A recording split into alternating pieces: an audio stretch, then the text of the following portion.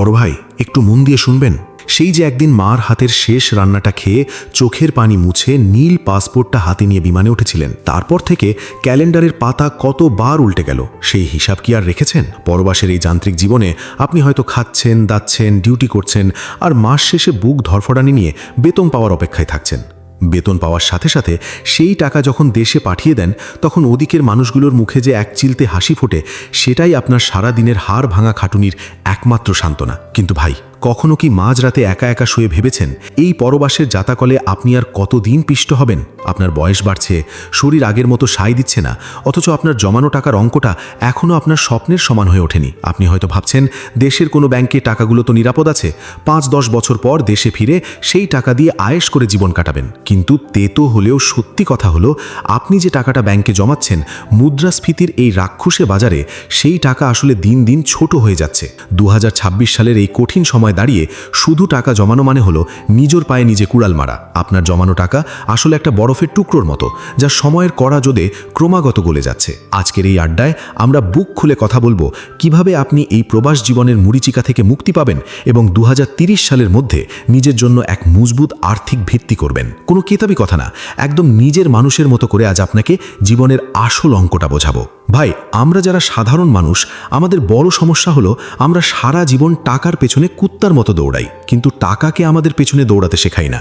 অর্থনীতির কঠিন কঠিন প্যাঁচ বাদ দিয়ে যদি সহজ করে বলি, আপনি আজ যে 1 লাখ টাকা অনেক কষ্টে কামিয়ে ব্যাংকে রেখেছেন, আগামী 5 বছর পর সেই 1 লাখ টাকা দিয়ে আজকের মতো সমান পরিমাণ জিনিস কিনতে পারবেন না। বাজারের যে অবস্থা দেখছেন, গত বছর যে ডাল বা চাল কিনতেন 80 টাকায়, এখন সেটা 100 পার হয়ে গেছে। তার মানে আপনার পকেটের টাকা কমছে না ঠিকই, কিন্তু থলেতে বাজার কম ঢুকছে। ব্যাংক আপনাকে বছরে হয়তো 7-8 হাজার টাকা মুনাফা দেবে, কিন্তু বাজারের জিনিসের দাম বাড়বে তার চেয়েও অনেক বেশি গতিতে। তার মানে সংখ্যায় আপনার টাকা বাড়লেও ক্রয় ক্ষমতায় আপনি আসলে আরও গরিব হয়ে যাচ্ছেন।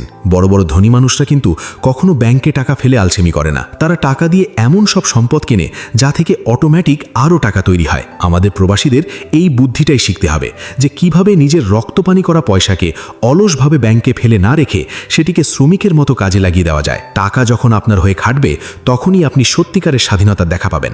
আপনার লক্ষ্য হওয়া উচিত এমন কিছু খাতের দিকে নজর দেওয়া যা আপনাকে নিয়মিত নগদ টাকা এনে দেবে। আপনি ডিউটিতে থাকুন বা ছুটিতে, আপনার ইনকাম যেন না থামে। রিয়েল এস্টেট বা জমি কেনার কথা বললে আমাদের প্রবাসীদের চোখে সবার আগে ভেসে ওঠে এক টুকরো ফাঁকা জমি কিনে বাউন্ডারি দিয়ে ফেলে রাখা। ভাই, এই দিন এখন ইতিহাস। জমি ফেলে রাখা মানে হলো আপনার লাখ লাখ টাকাকে বছরের পর বছর ঘুম পাড়িয়ে রাখা। 2026 সালের এই স্মার্ট দুনিয়ায় আপনাকে হতে হবে অনেক বেশি চালাক। আপনার চিন্তা করা উচিত এমন কোনো প্রপার্টির কথা যা থেকে প্রতি মাসে আপনার হাতে ভাড়া আসবে।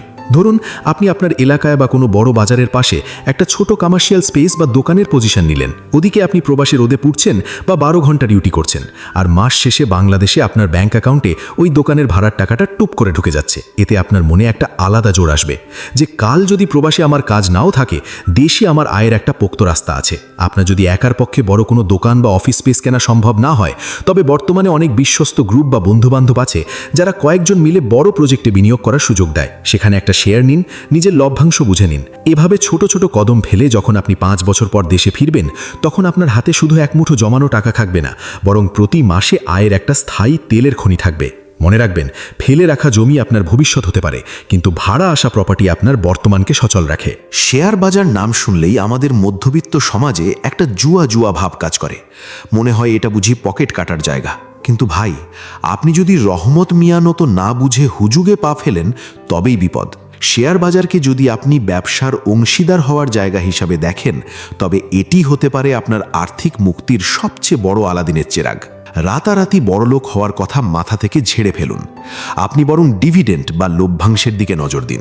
আমাদের দেশে এবং বাইরের বাজারে এমন অনেক বড় বড় কোম্পানি আছে যারা প্রতি বছর তাদের লাভের একটা বড় অংশ শেয়ার হোল্ডারদের হাতে নগদ টাকা হিসাবে দিয়ে দেয়। আপনি যদি এমন ভালো কিছু টেলিকম বা সিমেন্ট কোম্পানির শেয়ার কিনে রাখেন, তবে আপনার শেয়ারের দামও সময়ের সাথে পাল্লা দিয়ে বাড়বে। আবার প্রতি বছর কোম্পানি আপনাকে লভ্যাংশও দেবে। আপনাকে সারা দিন ল্যাপটপের দিকে তাকিয়ে শেয়ারের দাম ওঠানামা দেখে মাথা নষ্ট করতে হবে না। আপনি শুধু বড় বড় সফল ব্যবসার পার্টনার হয়ে থাকবেন। আপনার জায়গায় বড় বড় শিক্ষিত মানুষরা কোম্পানি চালাবে, আর আপনি ঘরে বসে আপনার ভাগের মুনাফা পাবেন। এই লভ্যাংশ দিয়ে আপনি পুনরায় আরও শেয়ার কিনতে পারেন, যা কয়েক বছর পর পাহাড় সমসম্পদে পরিণত হবে। একেই বলা হয় কম্পাউন্ডিংয়ের জাদু, যা একজন সাধারণ প্রবাসী কামলাকেও একসময় বিত্তশালী মালিক করে তোলে। এখন তো প্রযুক্তির যুগ, আর 2026 সালে এসে আপনার হাতে থাকা স্মার্টফোনটা শুধু বাড়ির বউয়ের সাথে ভিডিও কলে ঝগড়া করার জন্য নয়। ইন্টারনেটের দুনিয়ায় আপনি নিজের একটা ডিজিটাল সাম্রাজ্য করতে পারেন, যাকে বলা হয় ডিজিটাল রিয়েল এস্টেট। আপনি হয়তো ভাবছেন, আমি তো অশিক্ষিত মানুষ, ভিডিও বানাতে পারি না, বা আমার কোনো প্রতিভা নেই। ভাই, এখন কৃত্রিম বুদ্ধিমত্তা বা এআই আপনার জন্য সব কিছু হাতের মোয়া করে দিয়েছে। আপনি চাইলে মুখ না দেখিয়েই ইউটিউব বা ফেসবুকে তথ্যমূলক চ্যানেল চালাতে পারেন। কোন বিষয়ে ভিডিও বানাবেন, স্ক্রিপ্টে কি থাকবে, ভয়েস ওভার কে দেবে, সবই এখন এআই দিয়ে করিয়ে নেওয়া সম্ভব। আপনি প্রবাসে আপনার হাড় ভাঙা ডিউটির ফাঁকে দিনে মাত্র 1 ঘন্টা সময় এই ফোনের পেছনে দিন। আপনার যদি কোনো বিশেষ কাজ জানা থাকে, যেমন রাজমিস্ত্রি কাজ, কার্পেট ফিটিং বা ড্রাইভিং, সেটির ওপর ছোট ছোট ভিডিও টিপস বানিয়ে অনলাইনে ছেড়ে দিন। একবার কষ্ট করে কয়েকটা ভিডিও বানিয়ে রাখলে সেটা সারা জীবন আপনাকে ডলার এনে দেবে। ডিজিটাল সম্পদের সুবিধা হলো এর কোনো দেখাশোনার খরচ নেই, কিন্তু এর আয়ের কোনো শেষ নেই। 2026 সালের এই সুযোগকে হেলায় হারানো মানে নিজের ভাগ্যকে নিজের হাতে লাথি মারা। ভাইয়েরা আমার, আমি জানি প্রবাসী জীবনের বুক ফাটা কষ্টগুলো কত গভীর। একাকিত্ব আর পরিবারের জন্য জান প্রাণ দিয়ে খাটার পর যখন শুনতে হয় টাকা পাঠাও, তখন ভেতরটা হাহাকার করে ওঠে। এই ডিপ্রেশন থেকেই অনেকে আমরা অনলাইন জুয়া বা চটকদার সব অ্যাপে টাকা খাটিয়ে সর্বশান্ত হই। ভাই, নিজের রক্ত জল করা টাকা এভাবে হাইনার মুখে তুলে দেবেন না। আপনার পেছনে আপনার বুড়ো মা বাবা, আপনার স্ত্রী আর নিষ্পাপ সন্তানদের মুখগুলোর কথা একবার ভাবুন। শর্টকাটে বড়লোক হওয়ার কোনো তুকতাক পৃথিবীতে নেই। যারা আপনাকে বলবে আজকে টাকা দিলে কালকেই ডগাল, জানবেন তারা আপনার পকেট কাটার ওস্তাদ। নিজেকে একটু সময় দিন, নতুন কিছু শিখুন। ফালতু ভিডিও না দেখে কিভাবে টাকা বিনিয়োগ করতে হয় বা নতুন কোনো কারিগরি কাজ শেখা যায়, এসব নিয়ে ভিডিও দেখুন। আপনার এই মস্তিষ্কই আপনার সবচেয়ে বড় আয়ের মেশিন। আপনি যত বেশি জানবেন, তত বেশি সুযোগ আপনার দরজায় কড়া নাড়বে। পরবাসে নিজের মনের সাথে যুদ্ধ করে টিকে আছেন আপনি। এই মনের জোরটাই এবার নিজের জন্য একটা আর্থিক দুর্গ গড়ার পেছনে ব্যয় করুন। আপনার পরিশ্রমের প্রতিটি পয়সা যেন সম্পদে পরিণত হয়, সেই জেদ নিয়ে এগিয়ে চলুন। আজ থেকেই আপনার কপাল পরিবর্তনের জন্য 3টে ছোট কাজ শুরু করুন। প্রথমত, একটা ইমার্জেন্সি ফান্ড বা বিপদের তহবিল তৈরি করুন, যেন হঠাৎ কাজ চলে গেলে বা অসুস্থ হলে কারো কাছে হাত পাততে না হয়। অন্তত 6 মাসের খরচ আলাদা করে রাখুন। দ্বিতীয়ত, প্রতিদিন অন্তত আধা ঘন্টা সময় দিন নতুন কিছু শিখতে, সেটা হোক কোনো ভাষা বা কোনো সফটওয়্যারের কাজ। তৃতীয়ত, অলস টাকা ব্যাংকে না রেখে সেটিকে এমন কোথাও বিনিয়োগ করুন যা থেকে আপনার অনুপস্থিতিতেও ইনকাম আসে। মনে রাখবেন, 2030 সালে আপনি কি আবার ওই তপ্ত রোদে ঘাম ঝাড়াবেন, নাকি দেশের বাড়িতে বসে নাতি নাতনিদের সাথে সময় কাটাবেন, তা আজ আপনার নেওয়া সিদ্ধান্তের উপর নির্ভর করছে। প্রবাসী ভাইয়েরা, আপনারাই আমাদের গর্ব, আপনারাই আমাদের দেশের প্রাণ।